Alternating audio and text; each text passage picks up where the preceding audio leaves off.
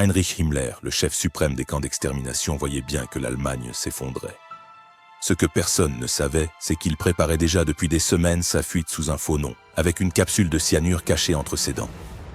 Alors qu'en public il jurait fidélité à Hitler, en secret il négociait avec les Alliés pour tenter de sauver sa peau. Sa proposition ? Se rendre à l'Ouest et continuer à lutter contre les Soviétiques. Mais quelqu'un a vendu la mèche. Quand Hitler apprit sa trahison, il le démit de toutes ses fonctions, l'expulsa du cercle du pouvoir et ordonna son arrestation immédiate.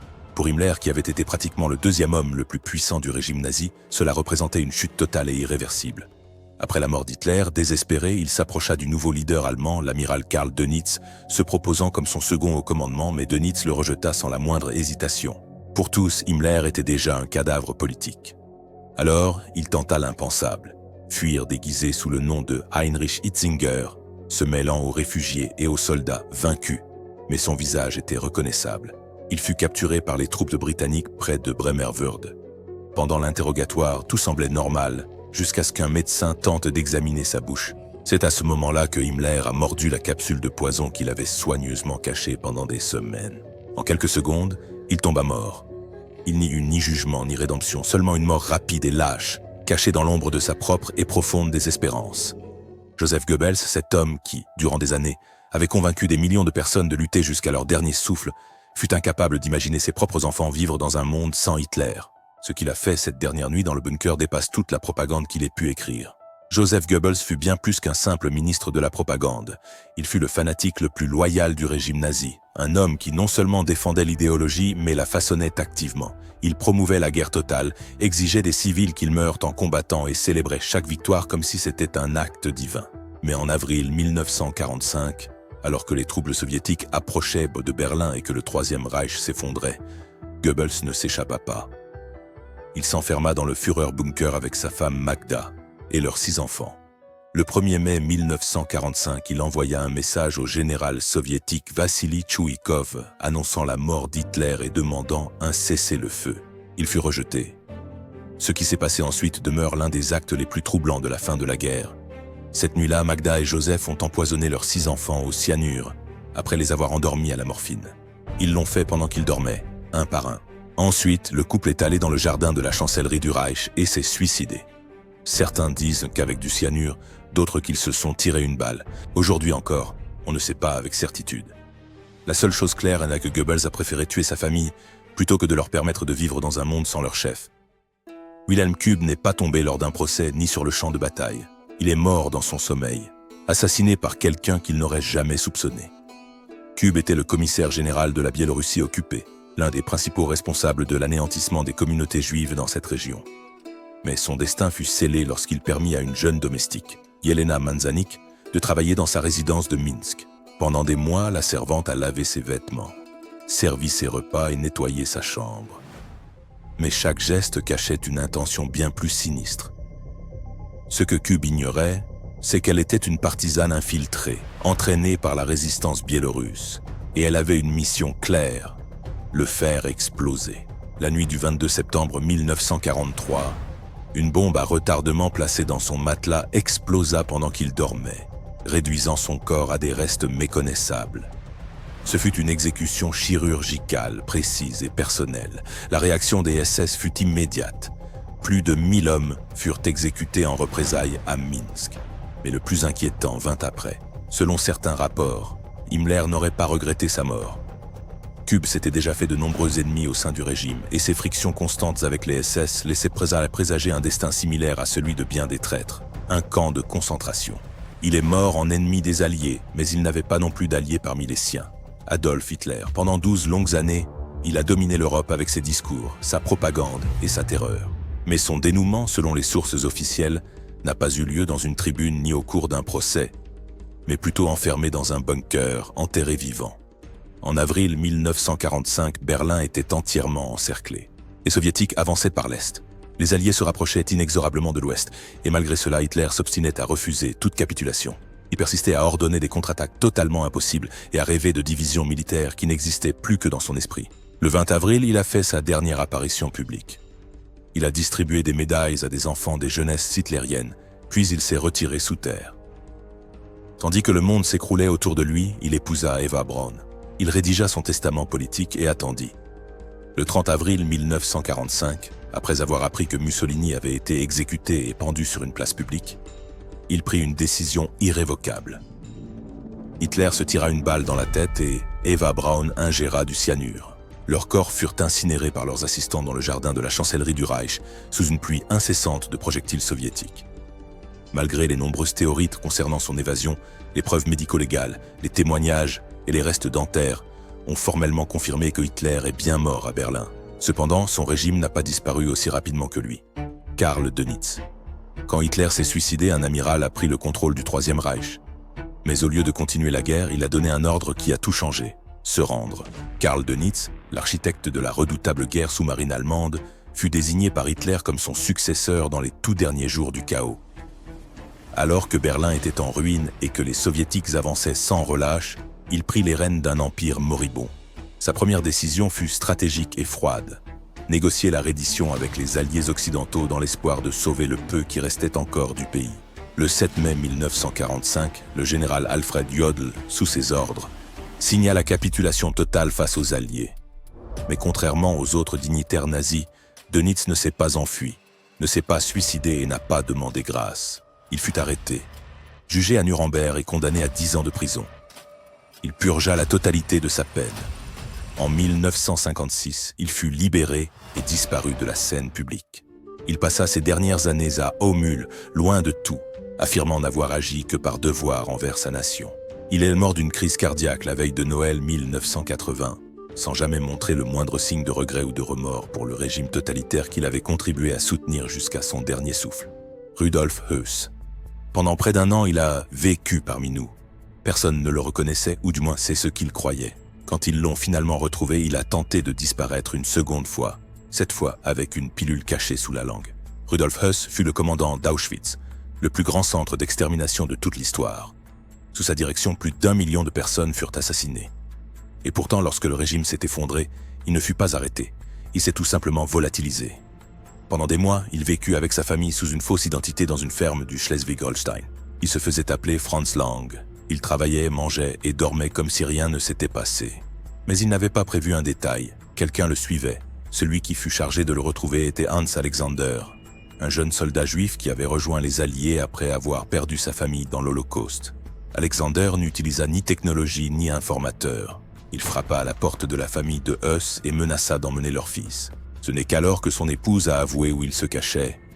Lors de son arrestation, Höss a tenté de se suicider avec une capsule de cyanure, celle-là même qu'il avait gardée secrètement tout ce temps. Mais il a échoué. En 1947, il fut extradé en Pologne, jugé et condamné à mort. L'exécution fut hautement symbolique. Ils l'ont pendu juste à côté du crématorium d'Auschwitz, dans ce même lieu où des milliers de personnes avaient péri sous ses ordres. Joseph Terboven, le Reichskommissar de Norvège, fut l'un des gouverneurs les plus brutaux et les plus impitoyables du régime nazi. Pendant l'occupation, il ordonna le massacre de Beisfjord, où 288 prisonniers yougoslaves furent exécutés sans aucune pitié. Et il ne s'arrêta pas là. En 1944, les Soviétiques, avançant par le nord, ont déclenché une politique de la terre brûlée en Finnmark, forçant 50 000 civils à évacuer et réduisant des villages entiers en cendres. Mais le plus déconcertant est survenu à la fin de la guerre. Après la mort de Hitler, le nouveau dirigeant de Karl Dönitz lui a ordonné de collaborer pour mettre un terme au conflit. Terboven a catégoriquement refusé. Non seulement cela, il s'est retranché dans un bunker à Skogum le 8 mai 1945 et a fait détonner 50 kilos de dynamite, se suicidant dans une explosion si puissante qu'elle a fait trembler toute la montagne. Il n'a laissé aucune lettre, il n'y a pas eu de procès, seulement un cratère fumant et le silence. Wilhelm Keitel était l'un des hommes les plus puissants du régime. Mais à Nuremberg, même ses bourreaux ne le respectaient non pas. Wilhelm Keitel était le chef suprême du haut commandement des forces armées allemandes. Et sa principale qualité n'était pas la stratégie militaire, mais plutôt d'obéir aveuglément à toutes les directives d'Hitler. En réalité, beaucoup le surnommaient avec un certain mépris, le simple bureaucrate en uniforme. C'est lui qui a apposé sa signature sur certaines des ordonnances les plus impitoyables du Troisième Reich, allant de la tristement célèbre ordonnance des commissaires qui exigeait l'exécution des officiers soviétiques faits prisonniers, jusqu'au décret Nuit et Brouillard qui faisait disparaître les opposants sans laisser la moindre trace. Dans les derniers jours du Reich, il a obstinément insisté pour lancer des contre-attaques vaines afin de tenter de sauver Berlin, alors même que l'armée était en pleine déroute. Le 8 mai 1945, il a signé la reddition inconditionnelle de l'Allemagne à Karlshorst. Quelques jours plus tard, il fut arrêté et traduit en justice. À Nuremberg, il a été condamné à la peine capitale par pendaison pour ses crimes de guerre. Mais même son exécution s'est avérée être une tragédie grotesque. La corde n'a pas fonctionné comme elle aurait dû, et Keitel a succombé après plus de 20 longues minutes d'agonie, se balançant lentement, sans aucune dignité, sans la moindre gloire et sans le moindre pardon. Gregor Strasser était une étoile montante au sein du parti nazi, si populaire qu'il en est venu à rendre le Führer lui-même très nerveux. Mais en quelques mois, il est passé d'une figure clé à se vider de son sang, lentement, sur le sol d'une cellule, trahi par ceux-là même qui l'avaient aidé à prendre le pouvoir. Gregor Strasser n'était pas un nazi comme les autres. Il dirigeait la faction de gauche du parti. Une qui était antisémite, nationaliste, anticapitaliste et révolutionnaire. Sa vision était dérangeante, il voulait nationaliser les industries et défier les grands entrepreneurs qui finançaient le régime. En 1932, lorsque le chancelier Kurt von Schleicher lui proposa de devenir vice-chancelier, Strasser fut sur le point de diviser le parti nazi en deux. Hitler, au lieu de l'affronter politiquement, l'a purgé. Il fut expulsé de toutes ses fonctions et retourna travailler comme pharmacien. On aurait pu croire que son histoire s'était achevée là, mais 2 ans plus tard, durant la nuit des longs couteaux, son passé le rattrapa. Il fut arrêté par la Gestapo et enfermé dans une cellule. On lui a tiré dans le dos, le projectile transperçant son artère principale, le laissant se vider de son sang lentement pendant près d'1 heure. Il n'a pas crié ni demandé grâce, il a juste attendu. Son exécution n'était pas due à une trahison du parti, mais plutôt parce qu'il représentait une menace interne bien trop forte. Un avertissement brutal de ce qui se passait quand quelqu'un prenait trop d'ampleur dans le cercle nazi. Martin Bormann fut le dernier à voir Hitler en vie, puis il disparut simplement. Pendant des décennies, beaucoup croyaient qu'il était toujours en vie, s'échappant en Amérique du Sud ou protégé par les soviétiques. Mais la vérité était bien plus étrange. Martin Bormann fut le secrétaire personnel de Hitler, un homme silencieux mais doté d'un pouvoir énorme. Personne n'accédait au Führer sans passer par lui. Il a signé le testament final de Hitler le 29 avril 1945 et a été nommé exécuteur testamentaire de son héritage. Mais quand Hitler s'est suicidé le lendemain, Bormann ne s'est pas rendu. Il a tenté de fuir. Avec d'autres membres du cercle intime, il s'échappa par les tunnels du métro de Berlin tandis que les bombes soviétiques faisaient trembler la ville. Ils traversèrent la Spree sous le feu, atteignirent la gare de l'Erter et là, tout devint confus. Selon le témoignage de l'infirmière du bunker Iris Kempka, la conductrice personnelle d'Hitler, Bormann fut touché par l'explosion d'un char soviétique. Il est mort sur place. Ou du moins c'est ce qu'il croyait, parce que son corps n'a pas été retrouvé avant 1972, presque 30 ans après.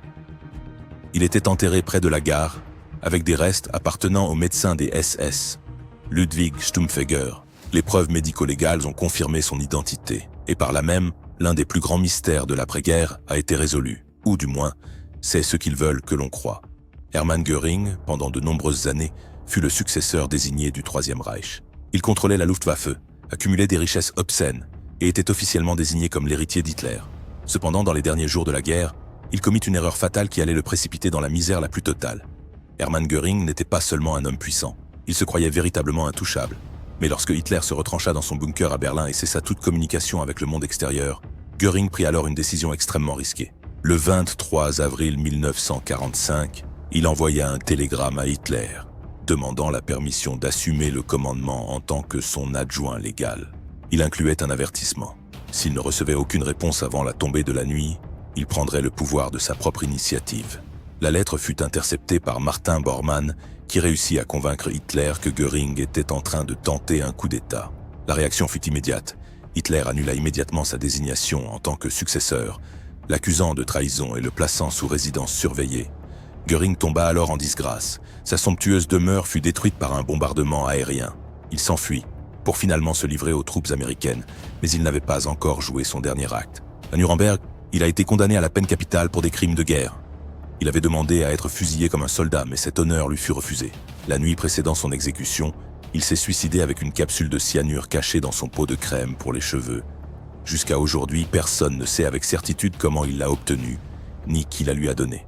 Rudolf Hess était l'un des hommes les plus proches d'Hitler, jusqu'à ce que, sans préavis, il décolle seul vers l'Écosse avec une proposition de paix secrète. Le problème est que personne ne l'a autorisé.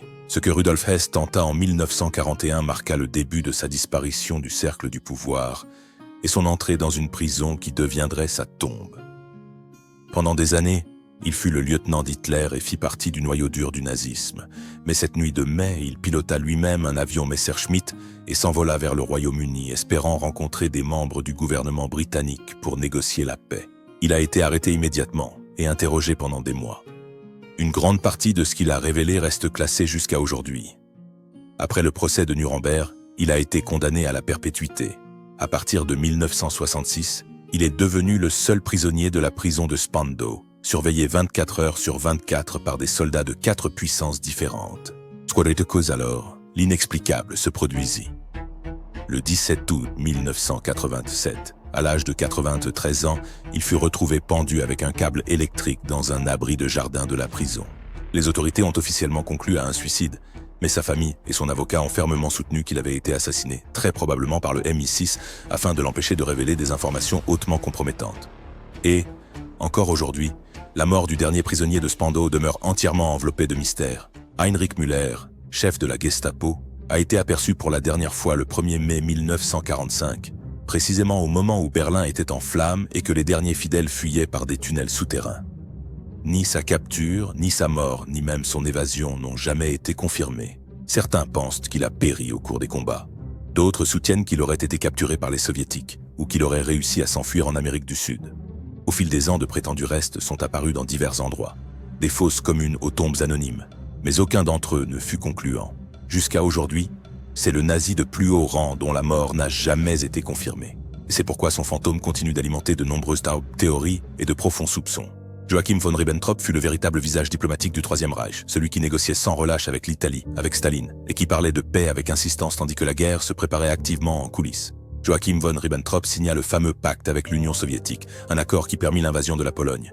Mais après la chute d'Hitler, plus personne ne voulait de lui à ses côtés. Il a cherché à intégrer le gouvernement de Dönitz. Il a été rejeté et s'est caché à Hambourg. Quand il fut capturé, il avait sur lui une lettre destinée à Churchill, défendant Hitler et accusant la Grande-Bretagne de tout. Au procès de Nuremberg, il a affirmé avoir été trompé par Hitler. Le tribunal ne l'a pas cru. Le 16 octobre 1946, il fut le premier à être pendu. Mais l'exécution fut mal menée. La corde ne l'a pas tué vite. Il a fallu 14 minutes pour qu'il meure par étranglement lent. Une mort inconfortable pour un homme qui fut la face élégante de l'horreur. N'oubliez pas de soutenir ce type de contenu en vous abonnant et en regardant cette autre vidéo très curieuse qui vous plaira.